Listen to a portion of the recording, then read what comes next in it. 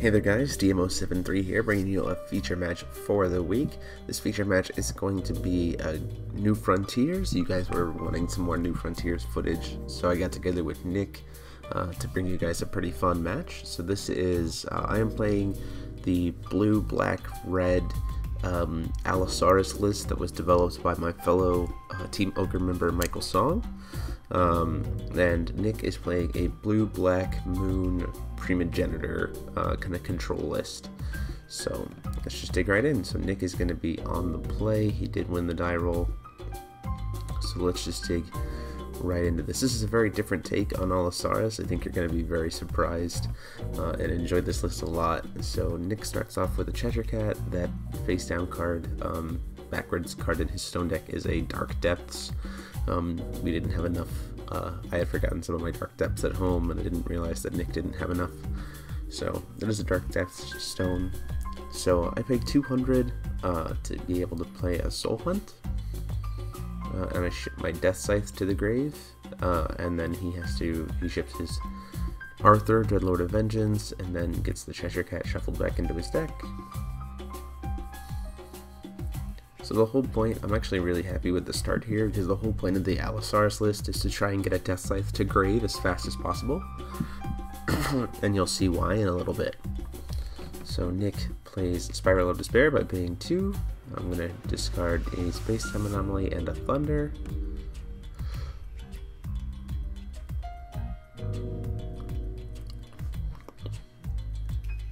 I have that Hearth's Core stone. I decided to just pass the turn at that and just kind of sit and wait. Going into Nick's turn.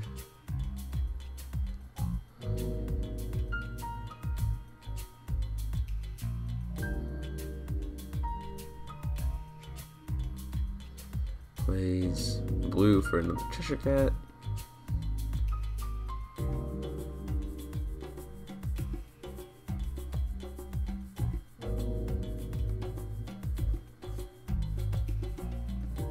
And then a Scorn of Dark Alice. The only thing he can hit is the Verdandi in my hand. And then he has to pass the turn.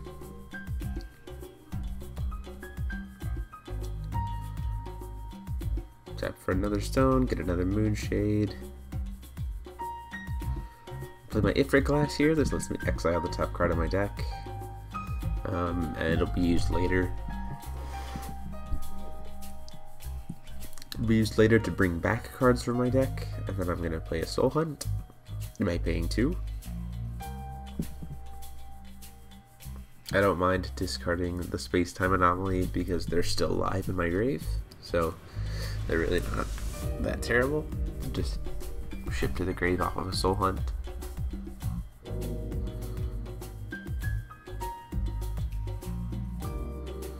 Nick calls a stone, gets another Moonshade.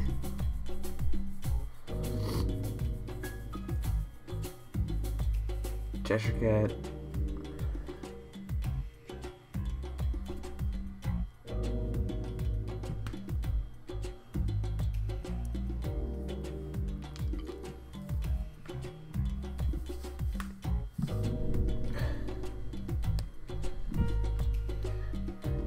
Basic Barrier of Shadows, which does kind of mess with me a little bit.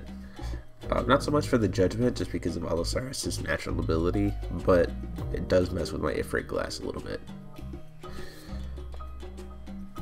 Pays 200 for a Scorn of Dark Alice, but he forgot to ask if I have any cards in my hand first, because I don't. So it was kind of a waste of a card, but this is one of those reasons why being sure when you're playing competitively, you know, always kind of keep asking your opponent how many cards they have in your hands. That's just good form to be able to be prepared and know what you're going to be facing. Make the most optimum plays, because you see he had that Lucifer in his hand, so probably if he had realized that I had 0 cards in my hand, if he had asked, he might have just spent the turn playing the Lucifer and could have started getting aggressive. He's going to go ahead and flip. Primogenitor's trigger is going to happen. I'm not going to respond to it at all. he gets the moon into play, so now Primogenitor's a 14/14.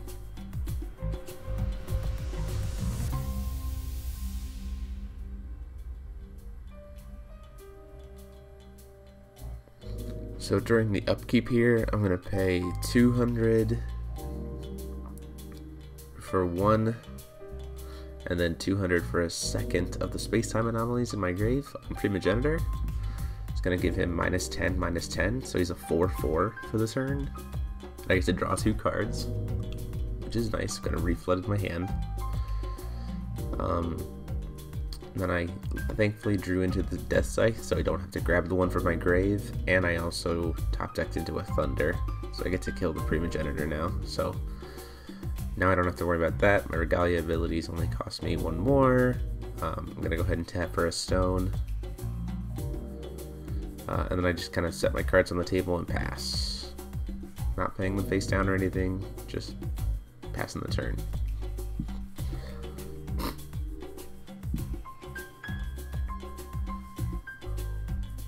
I'm gonna Nick's turn. You can only just tap for stones with Primo now.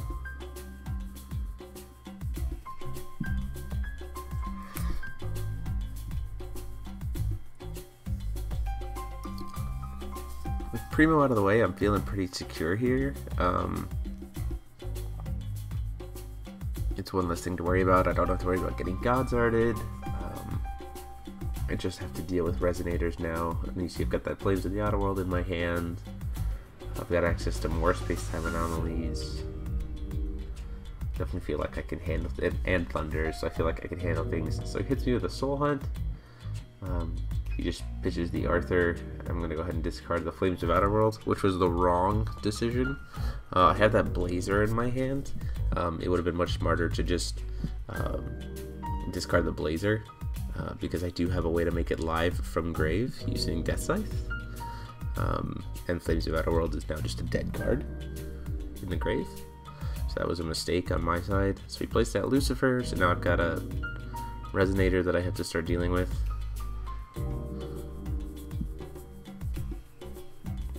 I did draw into a space-time anomaly, so during upkeep I'm going to pay 200. Space-time anomaly it. Get to draw a card. And then recover. Tap it for another stone.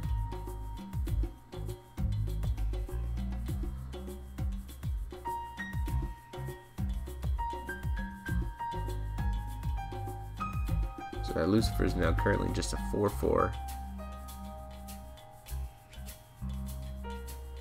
So I'm going to play my Uther and target his Lucifer. He doesn't have any response. So I can exile just 2 1-drops, so Soul Hunt and Thunder, and deal 400 damage to it, which will kill him. Now I've got a body on field, still have that Blazer in hand, and I have Will available to be able to play the space-time anomaly. So far so good that the Alisaris stack is doing what it's supposed to. It's just supposed to tell your opponent no. A lot of times, just say no, you can't do that. No, that's not gonna work. No, that's not gonna work. And then it kind of goes off big here in a little bit. So Nick decides to do space-time collapse to kill my Death Scythe, and then plays the Lucifer. The order there was a little bit wonky, but I was okay with it. There's nothing I could do to stop either one, so just kind of went with it there. Now I'm trying to do some calculation here.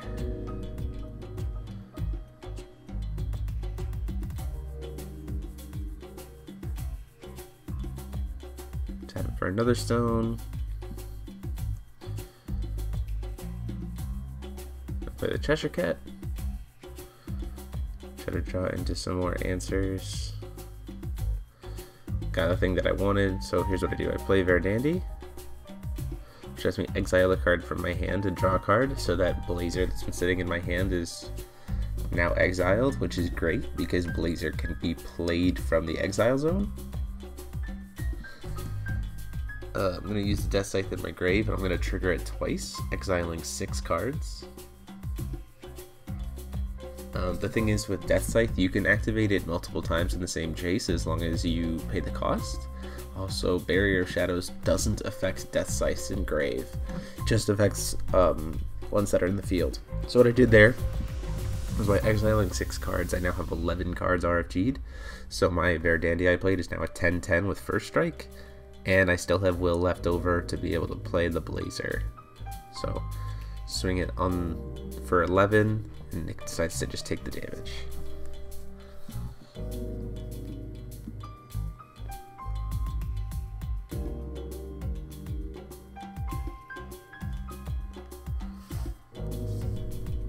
So this is the kind of situation that the Alisaris deck really wants to be in, with both me and my opponent being in top deck mode, but me having access to all of my RFG cards because of Ifrit Orb. So this is another moment of making sure you recognize what's going on in your opponent's side of the field. Reading cards. My Verdandi is a 10-10, so that Space-Time Anomaly is going to be able to affect it, but the problem there is that it gets exiled because of Blazer, so he's not going to be able to double cast. So he's just going to go ahead and give lifelink to his Lucifer, so I lose 9, he gains 9.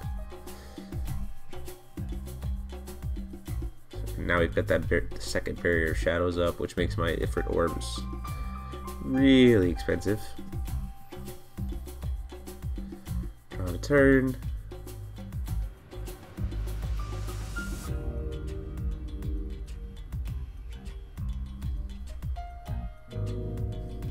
So now I'm determining whether or not I want to tap for stone, or if I want to do Judgment. I'm trying to calculate here.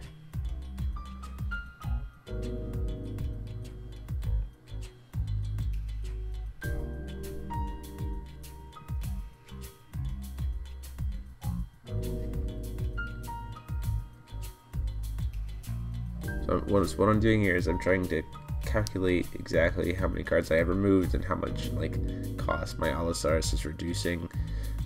So right now he has 2 Barrier Shadows, so the void cost for Alisaris costs 14. But then I have 11 cards RFG'd, so the void cost costs 3, so I just do Judgment for 5. Alisaris' trigger goes on the chase to search for the Velsevarian. I don't have one, but I do get to still shuffle the deck.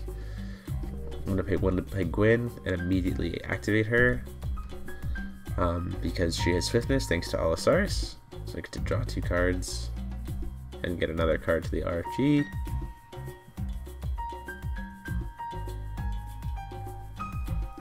Thanks to Blazer. Play another Ifrit Glass.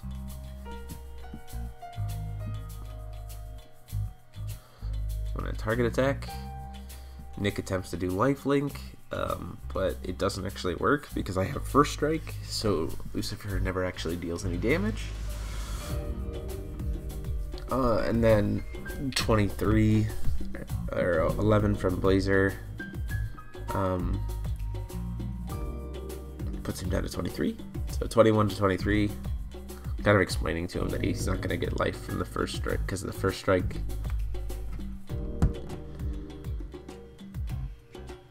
And I still got Alisaris up.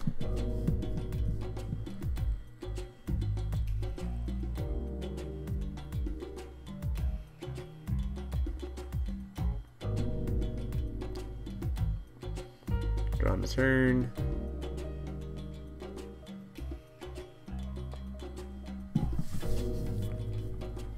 And then use Gwyn to sacrifice yourself. Discard the Soul Hunt. Play Verdandi, no effects. At this point in time, I've got 5,000 damage on board, so 1,000, 2,000, 3,000, 4,000, 5,000 with 2 Thunders. So, gotta go ahead and go to game 2.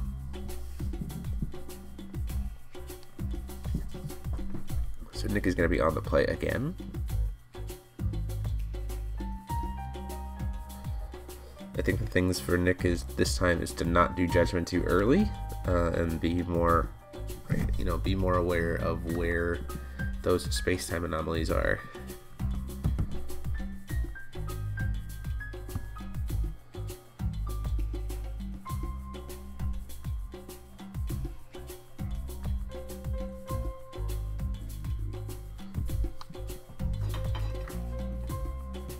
So he plays that Cheshire Cat, goes to me, I get my Moonshade off the top again, which is unfortunate, and I play that Rook Egg.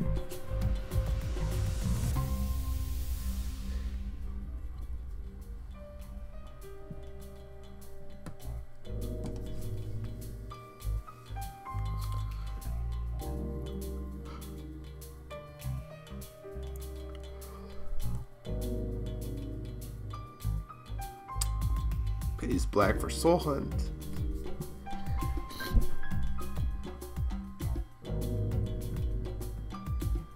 He's trying to pick his card that he wants to discard before I reveal the card that I'm going to discard.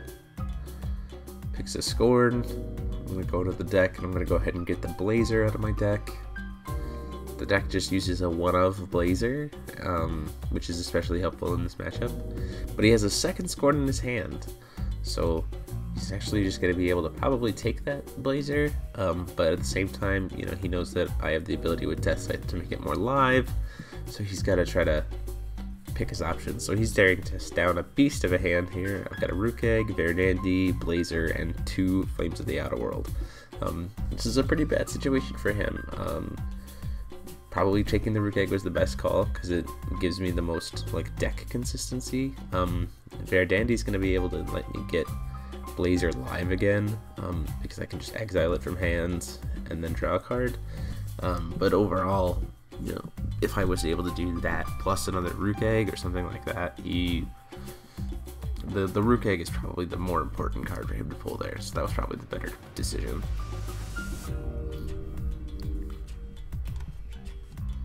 So it's gonna go ahead and Space Time Anomaly my Verdandi. It's just a 1/1, so definitely can do it. I don't really know if that was the best, best call. I probably would have saved it for something a little bit more important later. But there are, he does have options, so it's okay.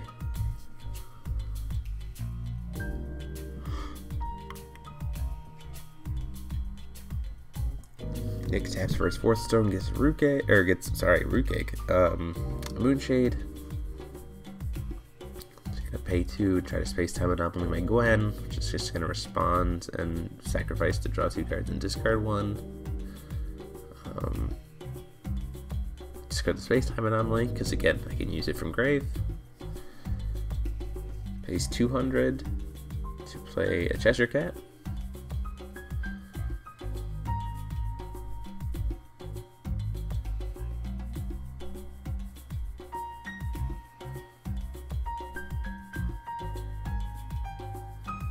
Then plays that Scorn of Darkalis that he got off the Cheshire Cat. He can hit the Guinevere or the 2 Verdandis. Hits the Guinevere.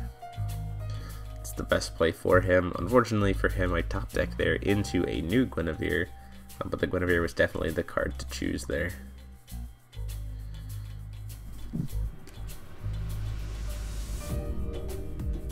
going to pay 200. I'm going to play one of my Verdandis just to exile the other Verdandi and get to draw a card.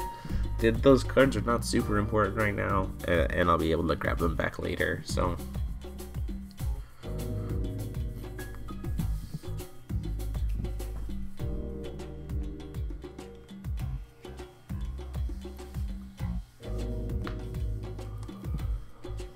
Place another Cheshire Cat.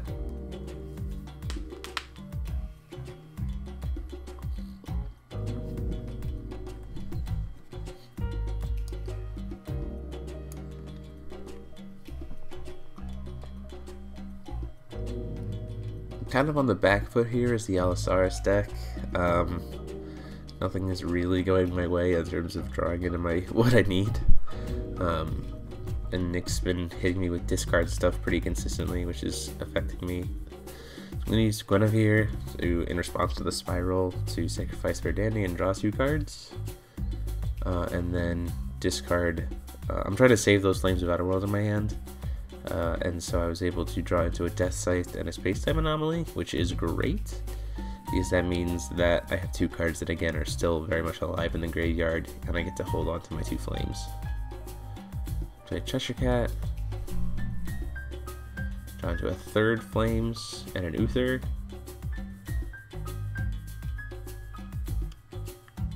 Put the Uther back on top.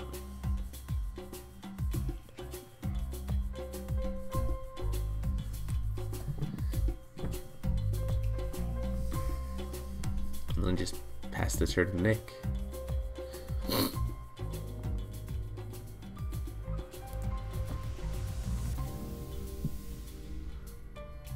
I think now's the point where Nick's trying to figure out exactly how he's going to get Primo into play.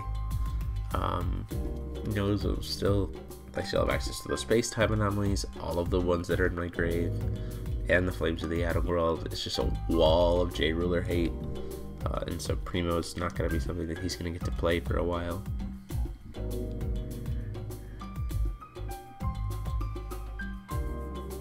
Plays Lucifer. Respond to Lucifer by having Gwen sacrifice herself. Draw some cards. Discard a Flames, and then I have to sacrifice Cheshire Cat to Lucifer. So the reason why I did that way is because nothing on his field can attack this turn so far. So like, I don't really need the jump blocker in Cheshire Cat. So I don't mind losing both cards from Lucifer.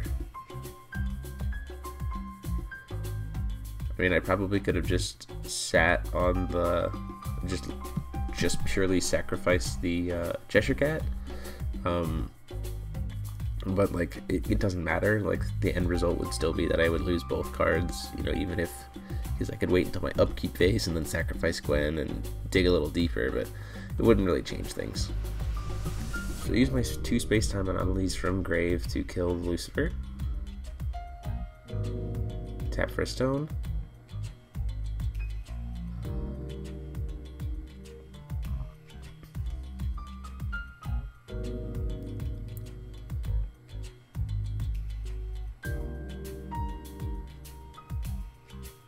Spend 2, play another space-time anomaly from hand on the Izanami. Draw it into a card. Pay 1, thunder it to kill it. I'm gonna pay 200 here. Let's play Soul Hunt. Gonna go ahead and discard an Uther for my other Uther. Play an Ifrit Glass, gives me a Thunder exiled.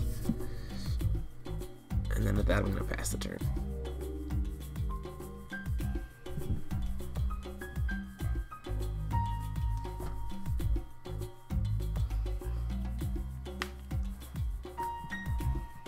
Just gonna tap for stone, pay 1 for another Cheshire Cat.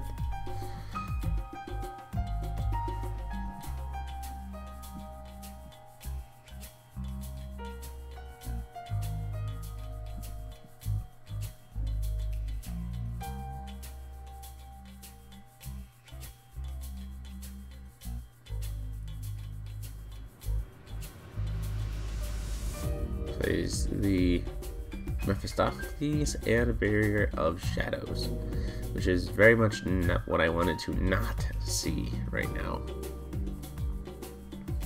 So I have to kill that Mephistopheles ASAP.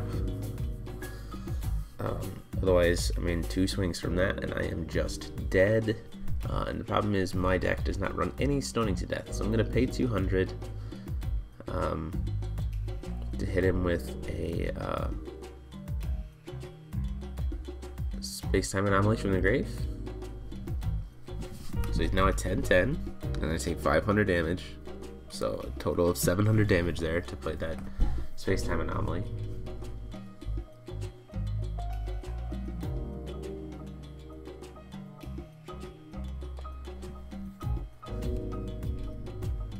So I'm going to use Death Scythe.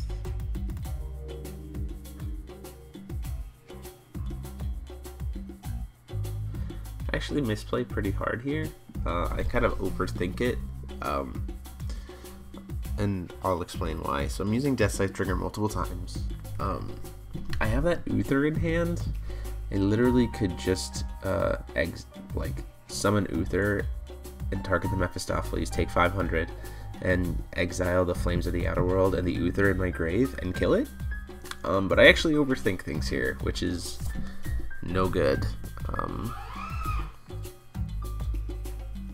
Trying to do some fancy stuff using Alisaris and doing Judgment and stuff like that, but I make the wrong call and I get punished for it. So I'm trying to pick what cards I need to have exiled. I'm completely forgetting that I have that Uther in my hand.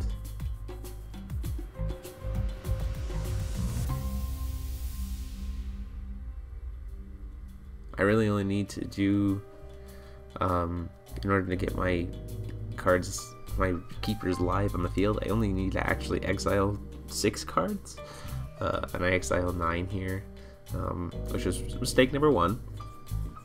Mistake number 2 is just straight using the Uther from my hand.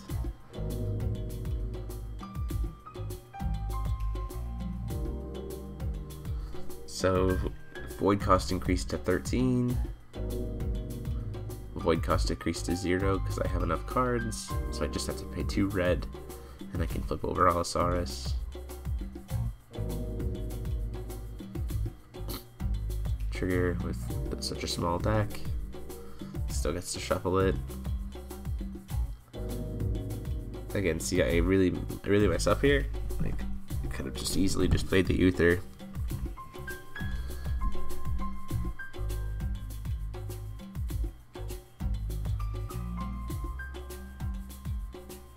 This is a situation where I misread the board, kind of like Nick did in game 1. If I just kind of slowed down, this is important, you know, sometimes you just gotta slow down before you commit to a move, and don't try to be flashy. That's definitely something that I can attest to. I have seen players decide to try to be flashy in a game, in a match, and it ends up costing them, rather than going for the most efficient, most consistent play possible.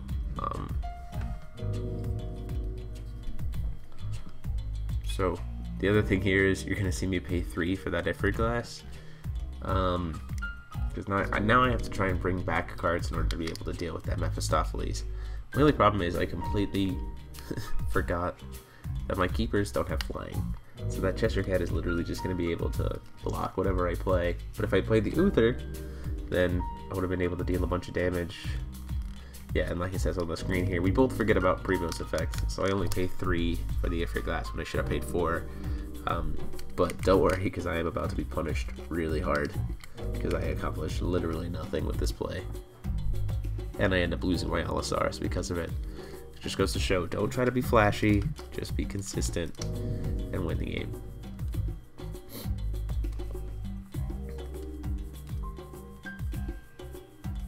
So I pay 200 for red to be able to play the Verdandi, who is she is a 10/10. She's a body, so I get her on board, but she tries to attack the Mephistopheles, and Nick just decides to block with the Cheshire Cat, which is exactly what I knew he was going to do. And so now Mephistopheles is going to go back up to being a 5/5 or a 15/15. Wasted that damage, the 700 I paid for the space-time anomaly, and now my Alisaris is going to die. So rather than just playing it safe and playing Uther and having some backup will, I'm now in a much worse state, because I'm going to lose kind of the major player of the deck, which is Alisaris.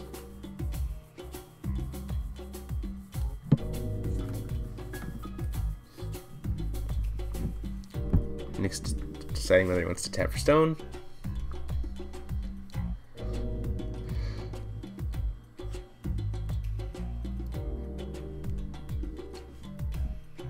Pays 4 for Lucifer. So to sacrifice the Verdandi, and then kills my Alisaris. Don't worry, he will catch that he has to sacrifice Lucifer to Mephistopheles here. We've both been playing Alice Cluster for a while, so we were kind of forgetting about some of the common cards from New Frontiers. We catch it here in just a second.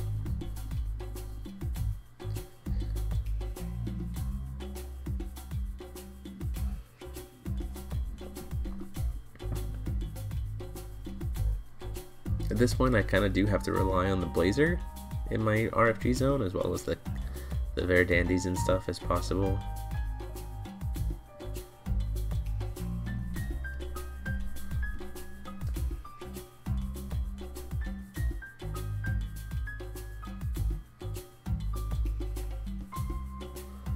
Cheshire Cat,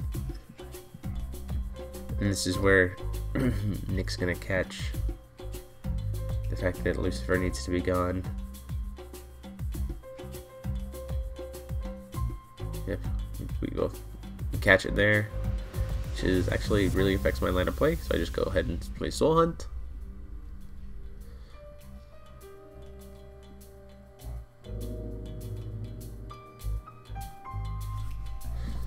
I discard the Guinevere here, so then my Cheshire Cat gets shuffled in. I don't really have any cards left in my deck.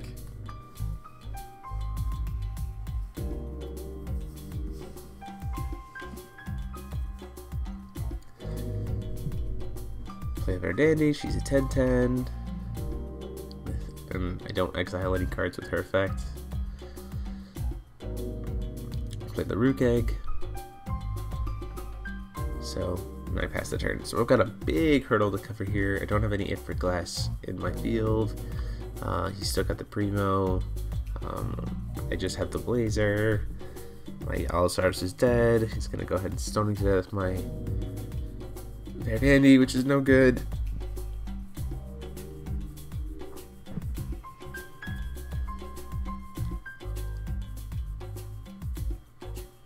So Nick decides that this is an optimum time to go ahead and do Judgment, and he's absolutely right.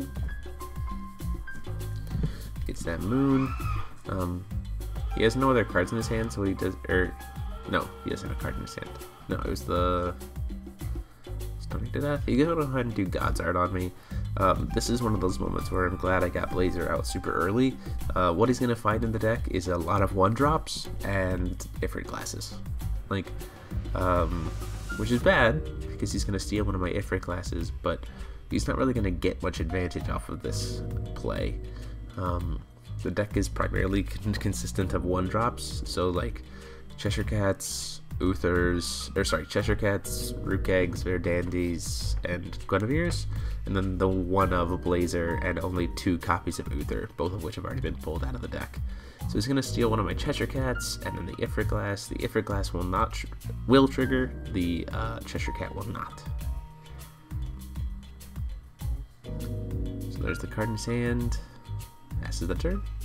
I'm going to pay 200. Flames of Outer World.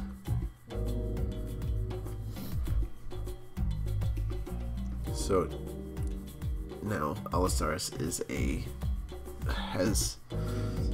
only needs to take 600 more damage. And this is again where I miscalculate stuff, because I again could make use of the Uther, and I have enough cards to be able to do 600 damage. Just exile that. Flames of Outer World and a 1-drop, but I miscalculate how much damage is on the Primo, how strong the Primo is, so I don't play the Uther. So I just end up playing the second Flames of the Outer World. And the Ifrit Glass. So I have a card exiles, gets a Verdandi.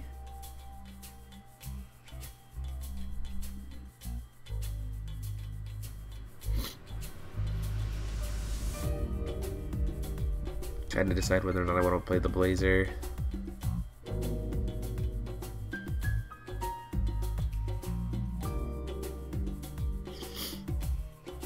I'm going to pay 3 for the Ifrit Glass to get one of my Verdandi back. I only get 1 card now since Alisaris is Astral. I'm going to play the Verdandi, so I at least have that 10/10 on board.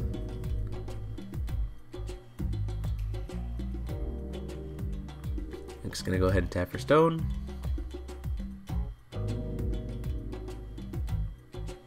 Soul Hunt. Sacrifice my Rook Egg. Have to discard the Uther.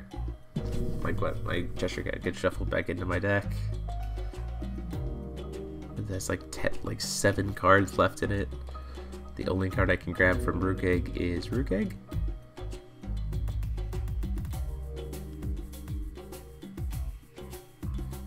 Kind of regretting his decision to play it in the order that he did, because now he has to discard that Lucifer that he had in his hand. If he had played the Lucifer first, he would have been able to kill both my cards. He's actually going to use my Ifrit Glass by paying 400.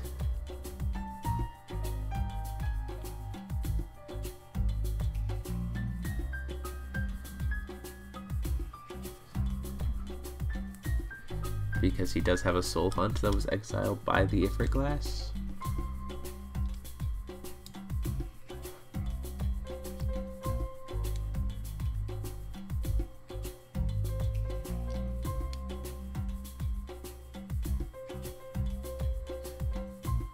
What he's gonna do is he's actually, oh, he had a space-time anomaly too that he had exiled earlier, so he's gonna pay to be able to draw some cards. He's gonna go ahead and use the grab the space-time anomaly with Ifrit Glass and then use it immediately to kill my Verdandi. Actually a pretty good play because it refills his hand, and now he has, you know, some answers for later. Going into my turn, might as well tap for stone. Playing a Cheshire Cat to try to draw some cards. At this point I'm pretty much banking on Thunders.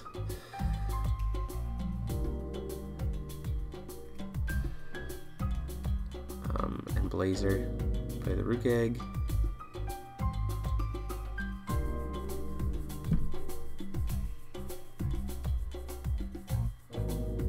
Tap 5, out comes Blazer. Got no response, so I get to do 11 damage there, putting him down to 23.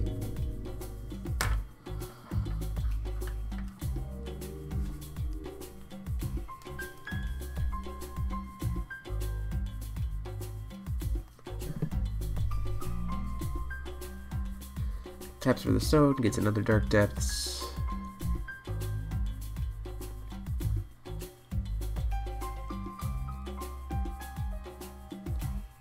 Phase 2, space-time collapse on my Rook Egg, which means it gets exiled, as does his space-time collapse.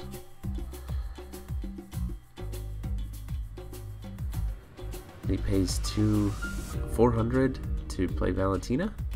I don't really know necessarily why he didn't just use his Dark Death Stones, but he actually just takes my Blazer off my hands because of that Valentina, which is unfortunate because I only have one Flames of Outer World left in the deck and I have no idea where it is. And I don't have any space-time anomalies left in my grave to be able to kill it with. Let's play another Death Scythe. And I just have to wait. So when I play the Death Scythe, he makes me discard a card. So in response, I'm just going to Thunder him in the face. So he's down to 14. So now I have no hand. He has one card in his hand, and I'm staring down a Blazer and a Valentina. This is no good.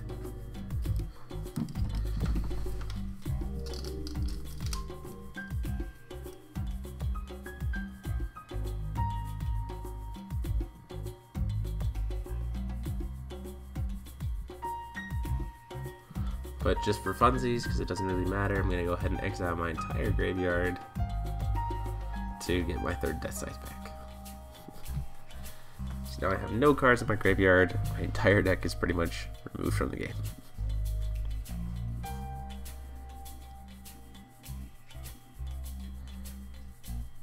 Goes to the next turn, he draws a card, hits another Izanami. Taps for his last stone. Swings with Valentina. I'm going to take that damage. Puts me down to 11. Now one Blazer hit kills me. I'm going to block with Cheshire Cat.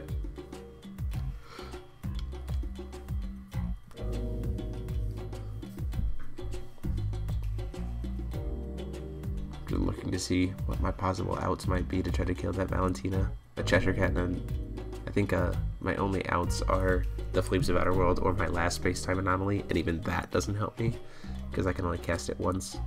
So he's gonna play the Izanami, and I got lucky with the top deck and hit the Flames of the Outer World to kill the Valentina. So I get to bring my Blazer back. And I don't know why, maybe because I was just really excited for top decking that, but I don't recover any of my stuff. I guess I just skip my recovery phase there. Playing a little loose. Because I would have been able to swing in for 1100 damage there and force him to kill that Izanami. swings in for 6, so I take 5. Draw its turn.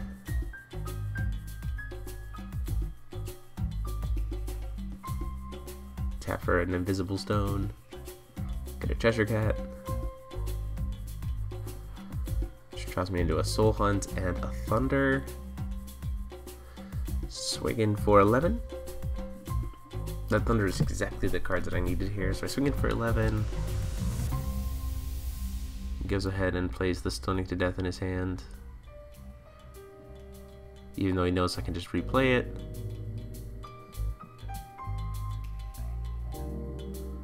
Replay. Blazer, swing in for 11, put him down to 300, and then finish the burn off with Thunder.